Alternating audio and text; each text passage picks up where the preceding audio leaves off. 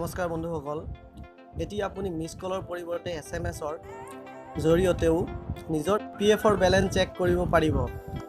আচলতে EPFO-এ এটি নম্বৰ প্ৰদান কৰিছে। তাৰ বাবে আপোনাৰ নিজৰ ৰেজিষ্টাৰ মোবাইল নম্বৰৰ পৰা 7738299899ত SMS পঠোৱাৰ 10 ছেকেণ্ডৰ ভিতৰতে আপোনাক EPFO-ৰ দ্বাৰা PF বেলেঞ্চৰ বিষয়ে তথ্য লাভ কৰিব।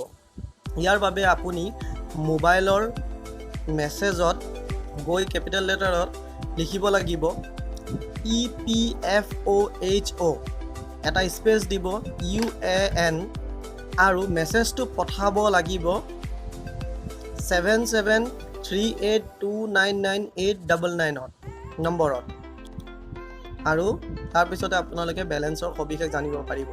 এই সুবিধা ইংৰাজী, হিন্দীৰ উপৰিও অন্য 10টা ভাষাত উপলব্ধ আছে।